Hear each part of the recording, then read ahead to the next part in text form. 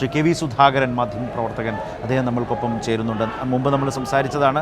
അദ്ദേഹം VS-ഉമായി ഏറെ അടുപ്പമുള്ള മാധ്യമപ്രവർത്തകനാണ്. ഔദ്യോഗികമായി തന്നെ VS-ൻ്റെ പ്രസ് സെക്രട്ടറി എന്ന നിലയിൽ പ്രവർത്തിച്ച ആൾ ആണ്. അദ്ദേഹത്തിൻ്റെ ജീവചരിത്രകാരനാണ്. സംസ്ഥാനത്തിൻ്റെ മുൻ വിവരാവകാശ കമ്മീഷണറാണ്. ഞാൻ നേരത്തെ അത് പ്രേക്ഷകരോട് സൂചിപ്പിച്ചിരുന്നു. അദ്ദേഹം നേരിട്ട് നമ്മൾക്കൊപ്പം സ്റ്റുഡിയോയിൽ കൂടിയുണ്ട് എന്നതുകൊണ്ടുകൂടിയാണ് ഞാനത് പറയുന്നത്.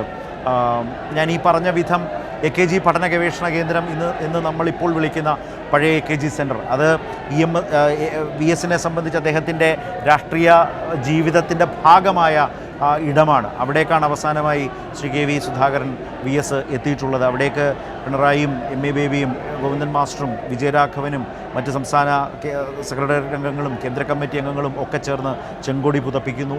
ഇപ്പോൾ പ്രവർത്തകരാകെ അവിടേക്ക് ആവേശഭരിതരായി മുദ്രാവാക്യം വിളിച്ച് അന്ത്യാഭിവാദ്യം നേരുന്ന ആ ഒരു കാഴ്ച, അത് VS-ൻ്റെ ഈ ദീർഘമായ ജീവിതത്തിൻ്റെ എല്ലാ അടരുകളിൽ നിന്ന് അദ്ദേഹത്തെ മനസ്സിലാക്കിയിട്ടുള്ള വ്യക്തി എന്ന നിലയിൽ എങ്ങനെയാണ് അദ്ദേഹത്തെ അത്രമേൽ ആദരവോടെ ആവേശത്തോടെ തന്നെ ആളുകൾ ഏറ്റെടുക്കുകയാണോ നമ്മൾ ഈ കാണുന്ന കാഴ്ചകളിൽ?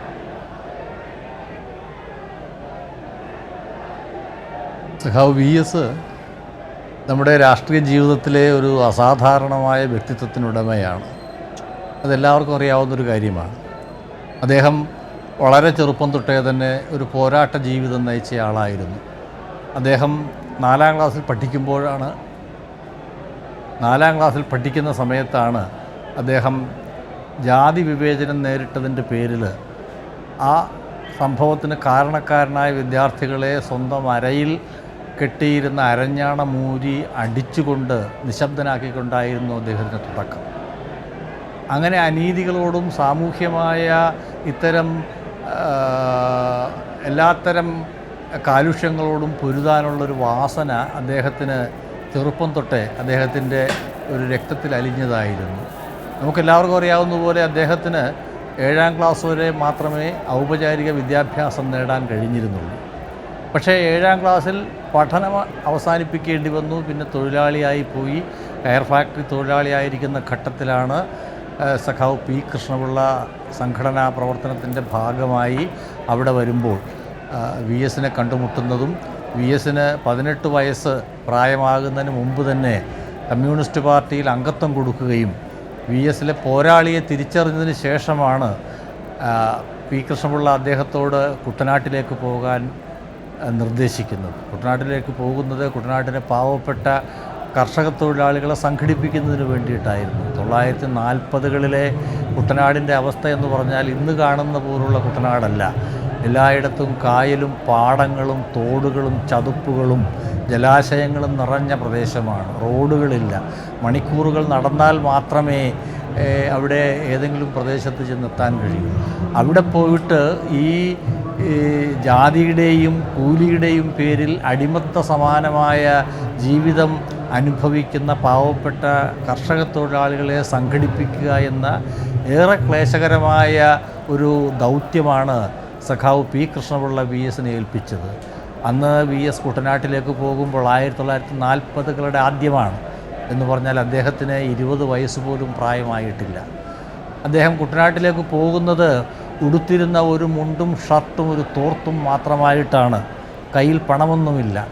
നടന്ന് ആദ്യം അദ്ദേഹം പള്ളാത്തുരുത്തിയിൽ പോകുന്നു. പള്ളാത്തുരുത്തിയിൽ ഒരു വീട്ടിൽ താമസിക്കുന്നു. അതിനുശേഷം വീണ്ടും നടന്നും പാടങ്ങൾ നീന്തിയും തോടുകൾ കടന്നുമെല്ലാം അവസാനം അദ്ദേഹം കാവാലം ചെറുകര എന്ന് പറയുന്ന പ്രദേശത്ത് ചെല്ലുന്നു.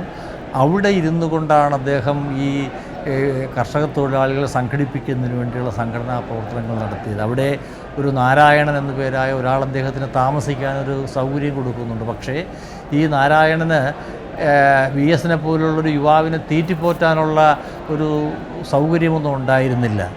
അതുകൊണ്ട് ചെയ്തിരുന്നത് VS ഈ നാരായണൻ്റെ വീട്ടിൽ താമസിച്ചിട്ട് എല്ലാ ദിവസവും അടുത്തുള്ള അമ്പലക്കുളത്തിൽ പോയി കുളിക്കുന്നതിന് മുമ്പ് താൻ ധരിച്ചിരിക്കുന്ന ജുബ്ബയും മുണ്ടും അഴിച്ച് അലക്കി ഉണക്കാനിടും. എന്നിട്ട് വിശാലമായി കുളി കഴിഞ്ഞ് വരുമ്പോൾ ഈ വസ്ത്രങ്ങളെല്ലാം ഉണങ്ങിയിരിക്കും. അത് ഉടുത്തുകൊണ്ട് അദ്ദേഹത്തിന് കാവാലത്ത് ആ അമ്പലത്തിലെ ഒരു വാമനൻ നമ്പൂതിരി എന്നു പേരായ ഒരു പൂജാരി ഉണ്ടായിരുന്നു. ആ പൂജാരി അദ്ദേഹത്തിന് അമ്പലത്തിലെ പടച്ചോറ് കൊടുക്കുമായിരുന്നു. അതായിരുന്നു VSൻ്റെ ഭക്ഷണം. ഈ പടച്ചോറും കഴിച്ചാണ് കിലോമീറ്ററുകൾ താണ്ടി ഓരോ സ്ഥലത്തും പോയി പാവപ്പെട്ട കർഷക തൊഴിലാളികളെ വിളിച്ചിരുത്തി കാര്യങ്ങൾ സംസാരിച്ച് അവർ നേരിടുന്ന ചൂഷണത്തിൻ്റെ കഥകൾ അവരെ ആവർത്തിച്ചാവർത്തിച്ച് പറഞ്ഞു പഠിപ്പിച്ച് അങ്ങനെ അവരെ അവകാശബോധമുള്ള തൊഴിലാളികളാക്കി മാറ്റുകയും 1943 തിരുവിതാംകൂർ കർഷക തൊഴിലാളി യൂണിയൻ എന്ന് പറയുന്ന കർഷക തൊഴിലാളികളുടെ ആദ്യത്തെ സംഘടന രൂപീകൃതമാവുകയും പിന്നീടത് കേരള സ്റ്റേറ്റ് കർഷക തൊഴിലാളി യൂണിയൻ എന്ന പേരിൽ കേരളത്തിലെമ്പാടും പടർന്നു പന്തലിക്കുകയും അവസാനം അതിന് അഖിലേന്ത്യാ കർഷക തൊഴിലാളി യൂണിയൻ എന്ന പേരിൽ അഖിലേന്ത്യാ അടിസ്ഥാനത്തിൽ കർഷക തൊഴിലാളികളുടെ സമര സംഘടന ഉണ്ടാവുകയും ചെയ്തു. അതിനുശേഷം അദ്ദേഹം സംഘടിപ്പിച്ച തൊഴിലാളികളെല്ലാം നമ്മൾ മനസ്സിലാക്കേണ്ട ഒരു കാര്യം അതാണ്. അദ്ദേഹം പ്രവർത്തിച്ച മേഖലകളെല്ലാം അടിസ്ഥാന ജനവിഭാഗങ്ങളുടെ മേഖലകളായിരുന്നു. ചെത്തുതൊഴിലാളികൾ, മത്സ്യത്തൊഴിലാളികൾ, കയർ ഫാക്ടറി തൊഴിലാളികൾ, തെങ്ങുകയറ്റ തൊഴിലാളികൾ, കൊപ്രാമിൽ തൊഴിലാളികൾ, അങ്ങനെ സാമൂഹ്യ ജീവിതത്തിൻ്റെ ഏറ്റവും താഴേക്കിടയിൽ കിടക്കുന്ന ആളുകളെ സംഘടിപ്പിച്ച് അവകാശബോധമുള്ളവരാക്കുന്നതിന് വേണ്ടിയുള്ള പ്രവർത്തനങ്ങളാണ്, ത്യാഗനിർഭരമായ പ്രവർത്തനങ്ങളായിരുന്നു അദ്ദേഹം നടത്തിയത്. നമുക്കറിയാം 1940കളിലെല്ലാം അന്ന് കേരളം ഉണ്ടായിട്ടില്ല. തിരുവിതാംകൂറിൻ്റെ ഭാഗമാണ് ആലപ്പുഴ ഉൾപ്പെടുന്ന പ്രദേശം. അന്ന് രാജവാഴ്ചയും ദിവാൻ ഭരണവുമാണ്. ജനാധിപത്യ അവകാശങ്ങളോ പ്രായപൂർത്തി വോട്ടവകാശമോ സ്വാതന്ത്ര്യമോ ഒന്നും നമുക്ക് സ്വപ്നം കാണാൻ പോലും കഴിയാതിരുന്നൊരു കാലത്താണ് ഈ പാവപ്പെട്ട മനുഷ്യരെ സംഘടിപ്പിക്കുന്നതിന് വേണ്ടി അദ്ദേഹം മുന്നിട്ടിറങ്ങിയത്.